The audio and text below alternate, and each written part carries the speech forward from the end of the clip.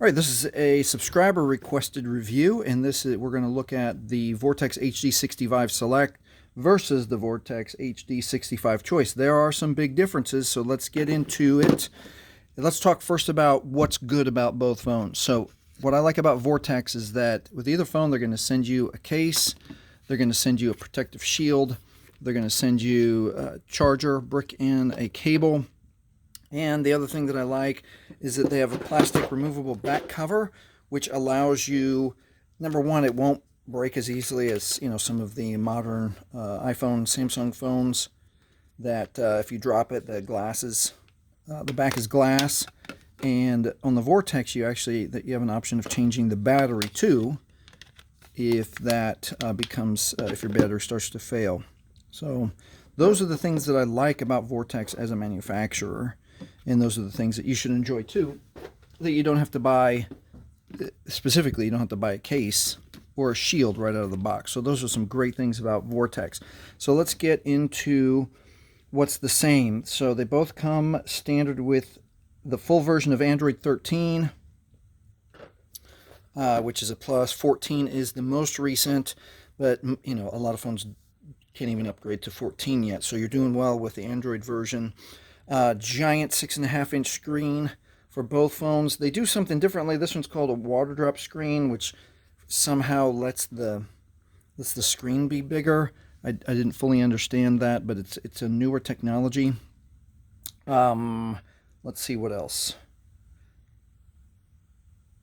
The storage, 3 gigabytes. Each have 3 gigabytes RAM. Each have 32 gigabytes ROM, and both have upgradable storage with a place for an SD chip if you choose to add an SD chip. Let's get into the big differences. So number one is the processor. 1.5 gigahertz processor on the Select and a 2 gigahertz processor on the Choice, which that is a big difference. You're going to feel this phone going faster. Not only that, but the battery on the Choice is 3,000 milliamp hours, where the battery on the Select is 4,000 milliamp hours. So your battery is going to last way longer on the HD Select. Another big difference, which surprised me, is that number one, I don't like the cameras on the Vortex series. They use the 5 megapixel front facing and 8 megapixel rear facing on this Vortex, which is barely sufficient for anyone who wants to take a decent, that's the edge of potato quality.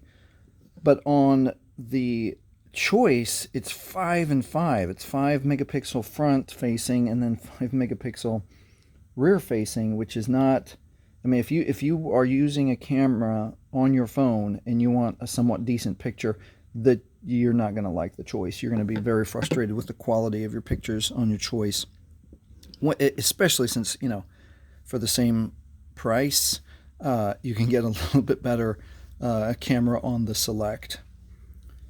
And those are the main differences right there. Oh, the other one is that if you want the face unlock, so inside of the Choice, if you go to security, well, let's do it both at the same time. Let's go to security on this side, and let's go to security on the Choice. You have face unlock in the Choice, and the Select does not give you face unlock. So if that's a big deal, keep that in mind when you're choosing which phone you want, either the Select or the Choice. So those are the main differences. And let's look at speed real quick. Let's see if we can get into YouTube and just scroll through some shorts and see if we can tell a difference with our eyes. Now Have you ever seen someone shoot a professional commercial? Oh, let's turn that volume down. Way down. Let's just put it on mute. I'm not going to fault the Select for not. My goodness. All right, let's see what the performance.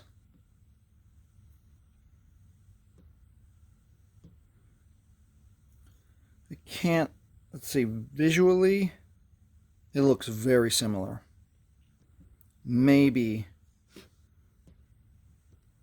it feels like this one, the Choice is a little bit crisper.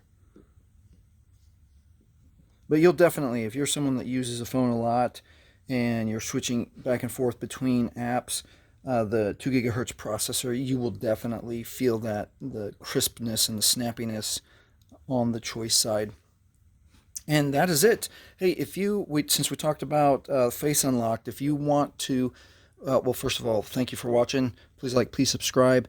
And if you want to see a funny video about how I tricked another phone into recognizing a poster of Jeff Goldblum, watch this video next.